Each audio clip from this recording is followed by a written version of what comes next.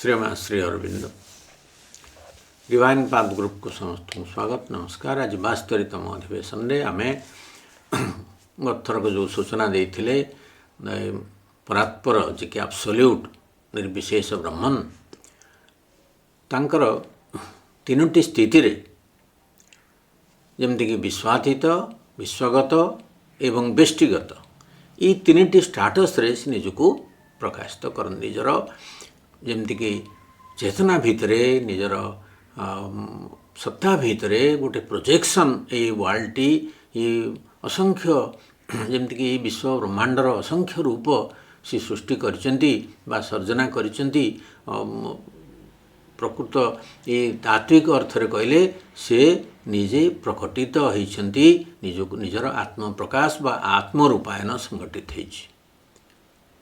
तो अपरिमेय कल्पनार ऊर्ध्वरे ब्रह्मांड माळमाळ होई भागवत अच्छी सीटा को रचना कर लीला निमित्त लीलार आनंद निमित्त से विश्व प्रवेश कर एवं सर्वभूतानि समस्त भितरे बासस्थान टी बाछि नहीं। तेणु से जुगपथ भाव व्यष्टिगत विश्वगत एवं विश्वातीत से सर्वातिक्रांत परम सत्ता परम पुरुष जे कि निर्विशेष ब्रह्मन सी तांकर तीन स्थिति तीन स्टाटस कथा सावित्री श्रेष्ठ वर्णना करछिंदी बड़ सुंदर भाव। आम जो इटर्नाल एंड द इंडिविजुअल चैप्टर परिप्रेक्षी पढ़ुचे आउरी सेठी बेसी स्पष्ट हो आमको बुझापी जे तीन स्टाटस केमती से एक समय मेंटेन करछिंदी कहना आम मन में बुझीपारानी या श्रद्धार सहित समर्पण भाव रखकरी यदि अध्ययन करा जाए तेबे तांकर किछिटा प्रतिफलन किछिटा आभास आम पाखरे धरा दब से मन द्वारा से अगम्य। तेणु इनेफेबल कहुई इनेफेबल कथा कहे कवितार तो श्रीरमनगर सावित्री 767 पेज रे वर्णना होची the absolute the perfect the alone has called out of the silence his mute force where she lay in the featureless and formless hush guarding from time by her immobile sleep the ineffable puissance of his solitude the absolute the perfect the alone जे कि पूर्ण परम परात्पर पूर्ण सत्ता एकमेवाद्वितीयम से has called out of the silence महानिरवता भितरु हिज म्यूट फोर्स तांकर मौन पराशक्ति को आवाहन करछथि। Where she lay in the featureless and formless hush जोटी से शक्ति से शक्ति लक्षण विहीन फीचरलेस फॉर्मलेस अरूप हस निस्तब्धता भितरे मध्यरे एक निश्चल सुप्तिर स्थिति रे guarding from time by her immobile sleep निश्चल सुप्तिर स्थिति रे काल ठारू see the ineffable puissance of his solitude तांकर परमंकर जो सॉलिट्यूड बा एकांततार इनएफेबल पुशंस अनिर्वचनीय तपबल को सुरक्षित करी रखिथांती। गार्डिंग फ्रॉम टाइम कालरू सुरक्षित करी रखिथांती से कालातीत परम सत्ता को तांको बिना कौन सी जिनस अभिभक्त हो पारिबनी।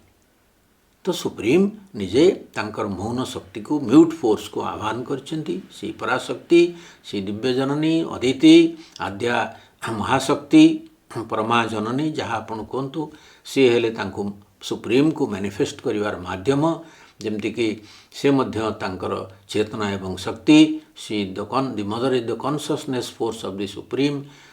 तापरे पूर्णिमा बहिरे आम देखचे the supreme is manifest in her as एवर लास्टिंग सच्चिदानंद से सच्चिदानंद ब्रह्मन तांको माध्यम रे प्रकाशित होती सी जेतबेले मैनिफेस्टेशन भितर को आसती बा मैनिफेस्टेशन इच्छा करने मात्र के महाशक्ति जागृत होती एवं सच्चिदानंद इन मैनिफेस्टेशन तांको रूप दियंती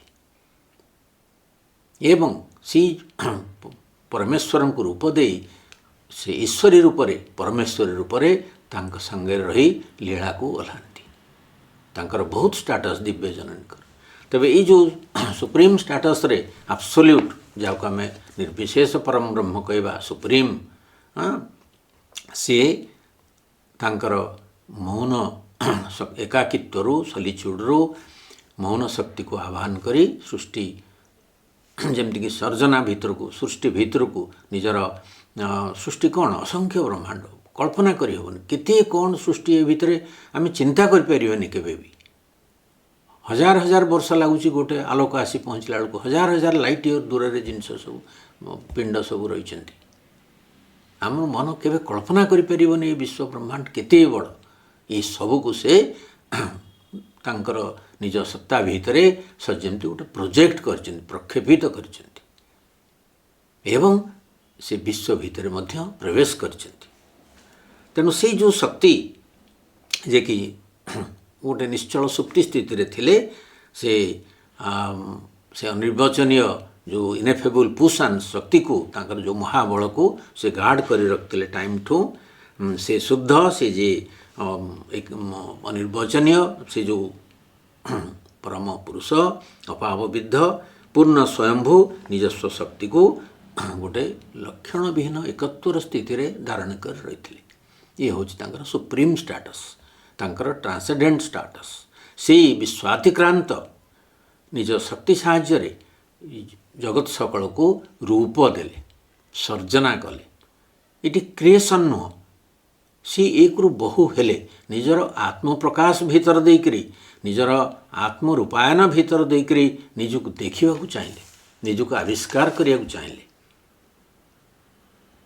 ତେଣୁ ଏଇ ଯେପରି ଏଇଠି ଗୋଟେ ଇଭଲ୍ୟୁସନାରୀ ଜର୍ଣ୍ଣି ଭିତରକୁ ଗୋଟେ ନିଜକୁ ନିକ୍ଷିପ୍ତ କରିଦେଲେ। ହି ପ୍ଲଞ୍ଜଡ୍ ହିମସେଲ୍ଫ ଇଣ୍ଟୁ ଦିସ୍ ଇନକନସାଇନ୍ସ। ତାପରେ ଏଇ କଥାଟି ଆସିବ ଯେତେବେଳେ ସେ ବିଶ୍ୱସ୍ତରକୁ ଆସିଲେ।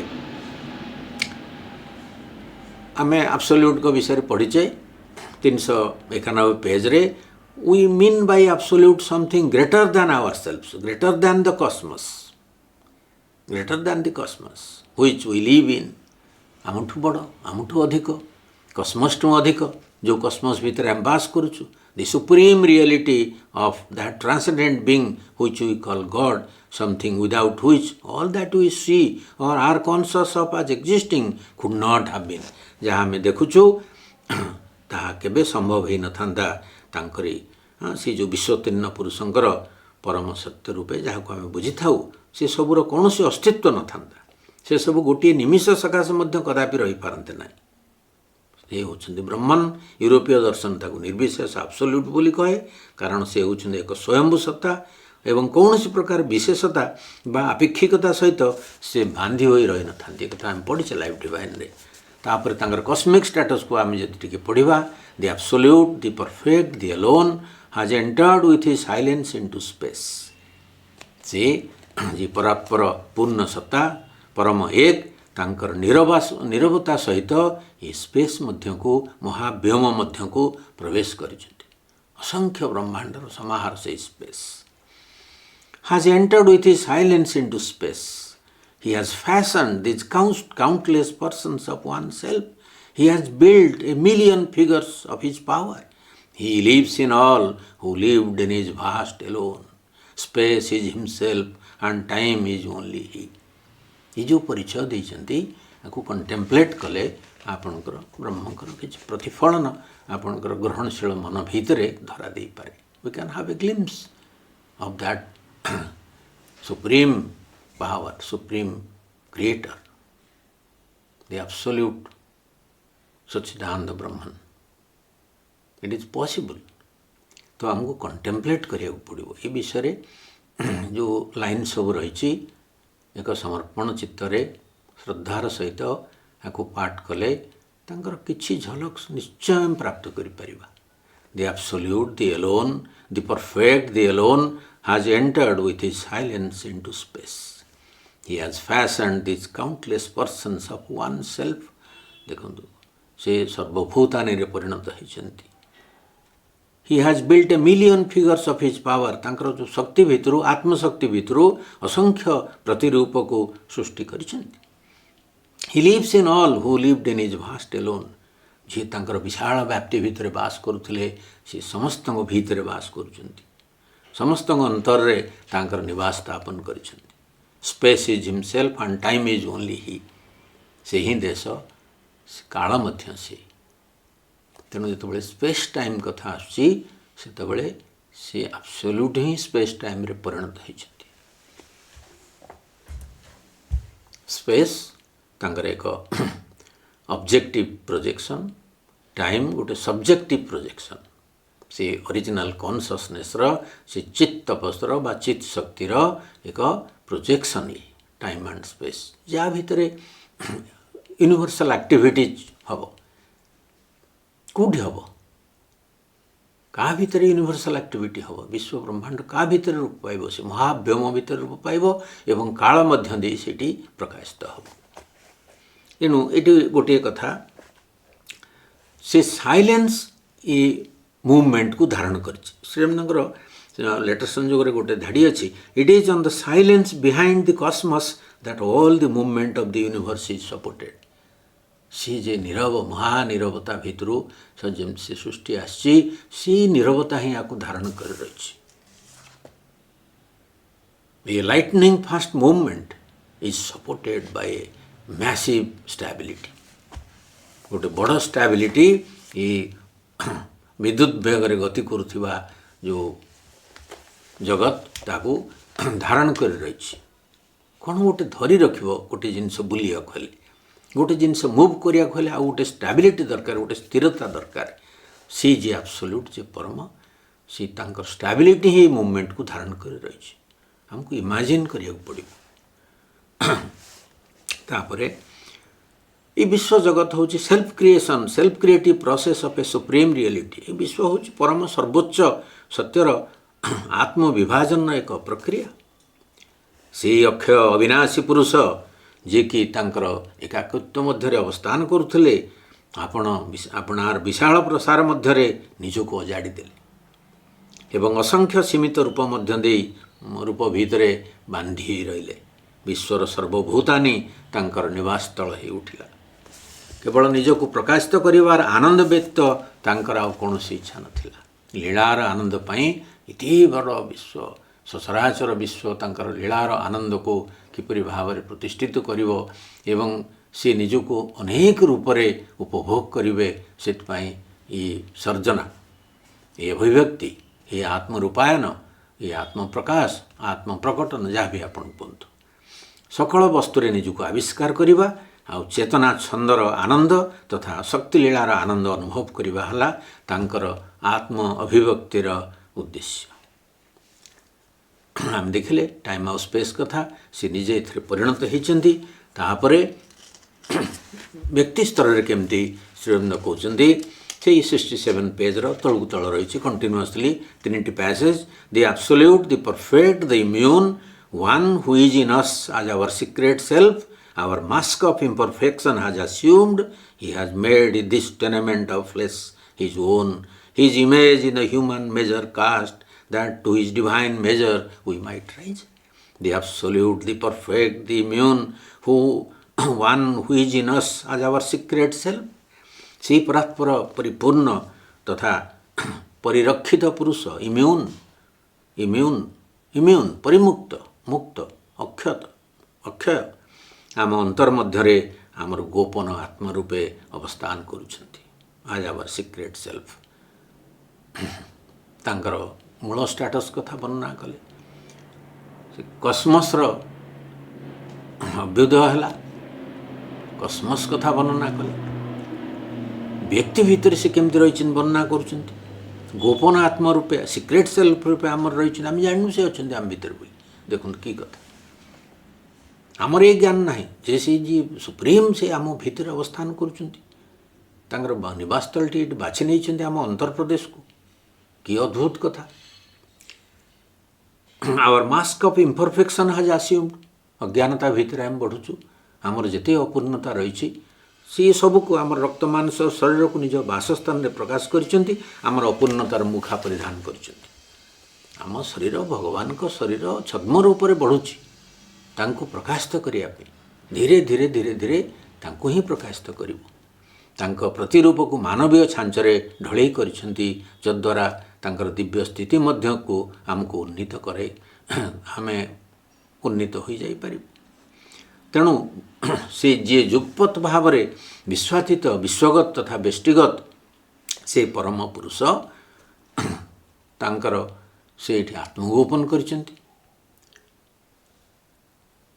ଏକ ଗ୍ରହଣଶୀଳ ମନ ନେଇକରି ଏ ତିନିଟି ଜିନିଷକୁ ଯଦି ଆମେ ଯୋଡ଼ିକିରି ବୁଝିବା, କିପରି ଭାବରେ ସିଏ କିଠି ଦୟା ପରବଶ ହେଇକରି ମଣିଷ ଶରୀର ଭିତରେ ତାର ଇମ୍ପରଫେକ୍ସନର ମାସ୍କଟିକୁ ଗ୍ରହଣ କରିଛନ୍ତି ଏବଂ ତାକୁ ଭିତରୁ ଗଢ଼ୁଛନ୍ତି। ସବୁଆଡ଼େ ବହୁ ଜାଗାରେ ରହିଛି, କେମିତି ସେ ଆମ ଅଜାଣତରେ ଆମକୁ ଆମ ସତ୍ତାକୁ ପ୍ରସ୍ତୁତ କରାଉଛନ୍ତି। That to his divine measure we may rise. ତାଙ୍କର ସେ ଦିବ୍ୟ ମାପରେ ଆମେ କେମିତି ଉଠିଯିବା, ଯୋଗ୍ୟ ହୋଇ ଉଠିବା। ତ ଭଗବାନ ଆମ ଭିତରେ ଅଛନ୍ତି, ଏ ଖାଲି ଏକ ଗୌରବର କଥା ନୁହଁ, ଏ ଏକ ଦାୟିତ୍ୱର କଥା। ସେଇ ଦାୟିତ୍ୱ ପାଳନ କରିବା ହେଲା ଆମର କାର୍ଯ୍ୟ। ଆଉ ଆମର କାର୍ଯ୍ୟ କିଛି ନାହିଁ। ତାଙ୍କ ଲୀଳାରେ ଭାଗ ନେବା, ବୈଚିତ୍ର୍ୟକୁ ସ୍ୱୀକାର କରିବା, ଏକରୁ ବହୁ ହେଇଛନ୍ତି ବହୁକୁ ସ୍ୱୀକାର କରିବା, ବହୁ ଭିତରେ ନିଜକୁ, ନିଜକୁ ବହୁ ଭିତରେ ଦେଖିବା, କାହିଁକିନା ସେ ୱାନ୍ ଇନ୍ ଅଲ୍ ହେଇଛନ୍ତି, ଅଲ୍ ଇନ୍ ୱାନ୍ ହେଇଛନ୍ତି। ଏଇ କନସେପ୍ଟକୁ ମନ ଭିତରେ ଗୋଟେ ବ୍ୟାକଗ୍ରାଉଣ୍ଡ ନଲେଜ ରୂପେ ଧରିକରି ସମସ୍ତଙ୍କ ସହିତ ଡିଲ୍ କରିବା। ଆମର ସମସ୍ତ ସମ୍ବନ୍ଧ ଆରି ଦ୍ୱାରା ନିରୂପିତ ହେଇକରି ରହିବ। ସମସ୍ତଙ୍କୁ ଧନ୍ୟବାଦ, ନମସ୍କାର।